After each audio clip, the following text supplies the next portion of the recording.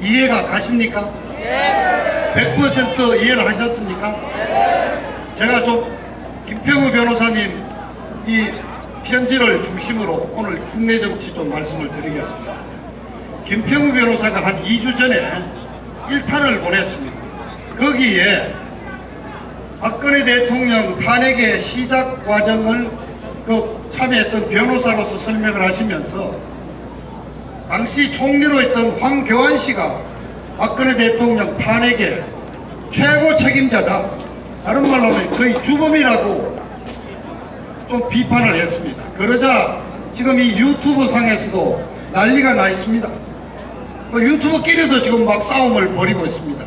그런데 오늘 이 말씀은 김평우 변호사님 얘기는 그 편지를 보내고 났더니 황교안이를 너 왜 비판하느냐, 황교안이 외에 다른 대안이 있느냐, 자유한국당 중심으로 내년 선거를 치러야 되는 거 아니냐, 황교안이 비판하는 당신은 보수 분열주의자다, 그렇게 자기가 비난을 받고 있다. 그래서 이분은 이제 우리 김평우 변호사님의 설명은 그겁니다.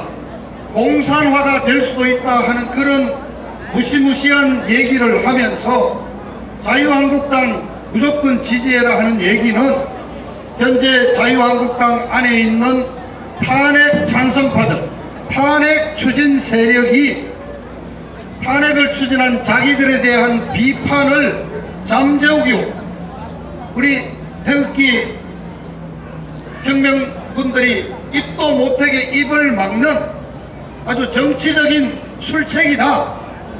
그래서 우리 김평우 변호사님은 박근혜 대통령 탄핵의 진실을 밝히는 것과 내년 총선거에서 자유한국당이 이기는 거하고 무슨 상관이 있느냐, 진실을 밝히는 토대 위에서 자유한국당의 아주 과감한 인적 쇄신을 해야 된다. 그렇게 함으로써 새로운 모습으로 자유한국당이 태어나서 선거를 치러야지 이길 수 있다. 보수 개혁이 먼저다. 무조건 뭉치자, 자유한국당 중심으로 가자는 게 아니라 보수 개혁이 우선이다는 말씀을 하셨는데, 다행히 앞에 계신 어르신들이 동의를 하신, 제가 몇 마디만 더 부연 설명을 하겠습니다. 그렇습니다. 자유한국당 내부에 과감한 인적 청산이 있어야 합니다. 지난번 선거 때 공천심사위원으로 참여했던 소설가 이문열 선생이 오늘 아침 어느 신문에 인터뷰 기사가 났죠. 아주 단적으로 얘기했습니다. 지금 자유한국당 안에는 죽었어야 될 인간들이 살아서 지금 막 버젓이 돌아다니고 있다고. 공감하시죠? 그렇습니다. 자, 지금 저보고도 연설을 하고 내려가면은 점잖게 바꾸셔서 왜 자꾸 황교안이 욕합니까? 뭉쳐야죠.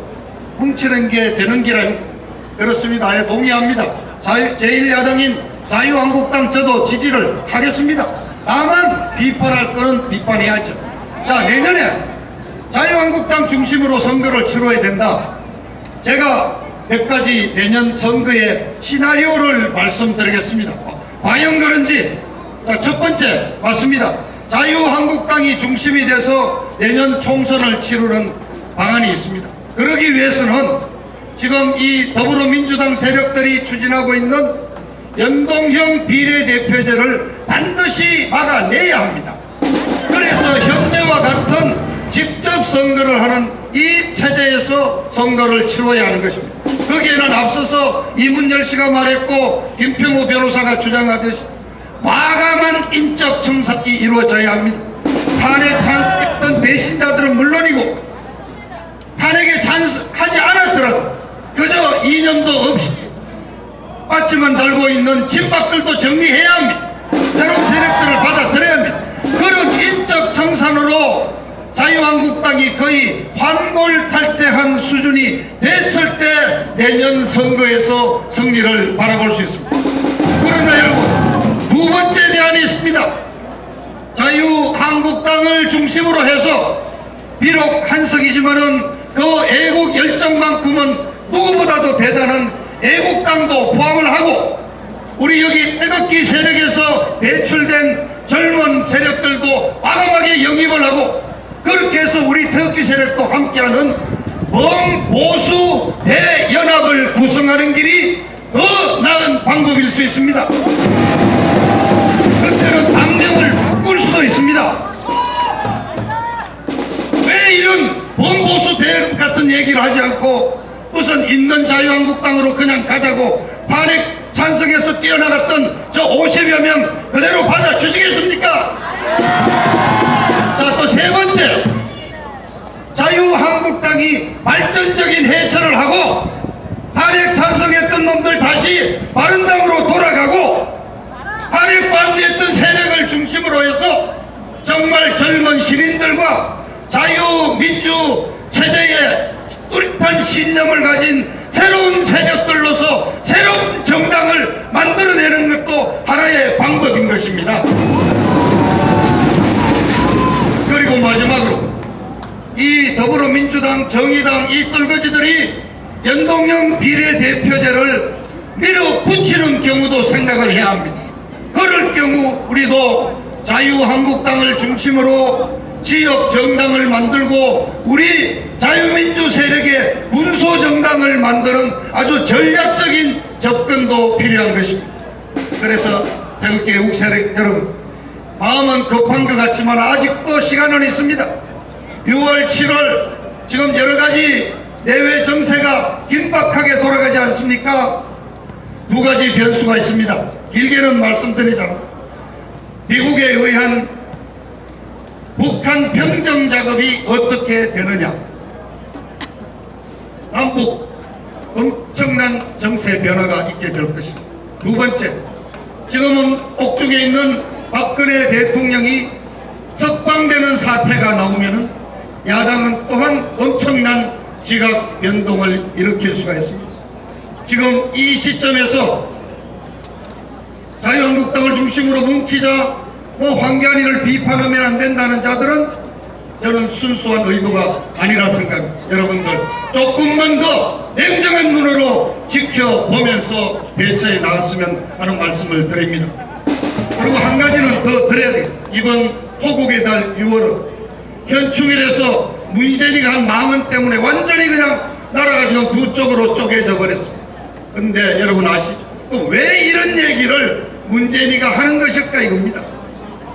첫째, 저는 이 문재인이 둘러싼 이 주사파 정권들은 대한민국 건국의 정통성을 부인하고 북쪽이 주장하는 사회주의 중심의 역사를 만들어내고자 이런 억지를 부리고 있는 것입니다.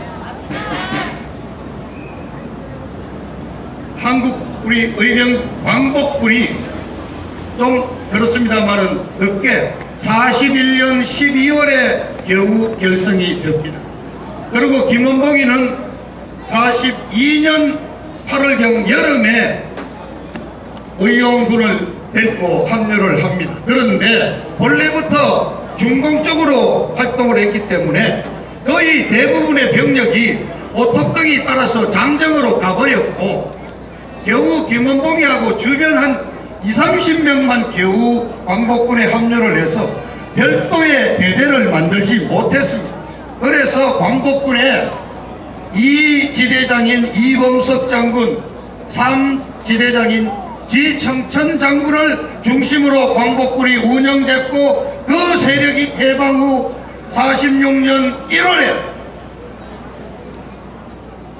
의용 수비됩니까? 의용군으로 만들어지면서 국군이 시작이 되는 것입니다. 그런데 이 자들은 이 48년 건국의 정통성을 부인하기 위해서 어거지로 이 김봉봉이라는 자를 데려다가 지금 또 두 번째 이유가 있습니다. 자 보십시오. 문재인이가 제일 존경하는 사람으로서 신영복이를 꽂았죠. 그것도 올림픽 전야제 간담회 윤희상이를 존경한다고. 그리고 월명에 의해서 월남이 폐막 그날 자기는 엄청난 희열을 느꼈다고 그랬습니다.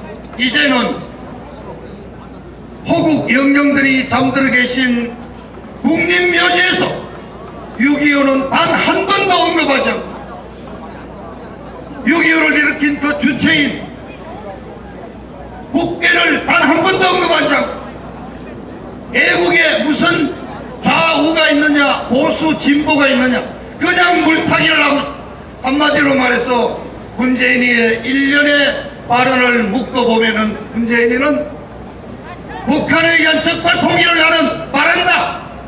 나는 빨간 색깔이다. 아예 커밍아웃을 했다고 생각합니다. 그래서 여러분 우리 자유 세력에 또 똑부러지는 우리 전직 국회의원 안에 있습니다. 차명진 의원 뭐라고 그랬죠? 어제 페이스북에 입이 제대로 달린 국회의원이 있다면 한 명이라도 문재인이 빨갱이라 그래라. 맞습니다. 그랬더니 이해찬이가 어제 오후에 벌써 차명진이 정계 은퇴시키라 그러는데 왜 그런 얘기 못합니까? 저는 김은봉이라는 언급한 문재인이의 정신은 빨갱이라는 것을 스스로 선포한 발언이다. 그래서 묻습니다. 과연 문재인이는 어느 나라 국적이냐? 북한을 위해서 일하는 정말 북한 대변인이냐? 아니면 주소만 남한에 두고 있지 실제 북한에서 일하는 북한 간첩이냐? 우리 여러분 정말 나라가 없어질 그런 위기에 처했습니다. 이런 자는 하루빨리 정말 저 청와대에서 끌어내려야 하는 것입니다. 호국의 날 지켜야 될 것이 많습니다. 6월 29일은 제2연평대전에서 우리 해군 장교 6명이 숨진 날입니다. 또 6월 19일은 미국 대학생 존 원비어가 북한에 관광여행 갔다가 돌아올 때쯤 돼서 신고 다니는 운동화를 그 신문지로 싸가지고 가방에 넣었는데 제가 출국하는 날 검색대에서 우리 어떻게 수령님 사진이 들어있는 신문으로 신발 싸느냐고 그렇게 잡혀가서 간첩으로 고문을 2년 동안 받다가 미국에 거의 죽기 직전에 미국으로 보내서 바로 고문으로 사망한 날이 6월 19일입니다. 이러한 호국 영령들 앞에 문재인이가 6.25를 일으킨 특급 전범 김은봉이를 존경한다고 말하면서 훈장을 주겠다 그러는 이 문재인 좌파 정권은 더 이상 대한민국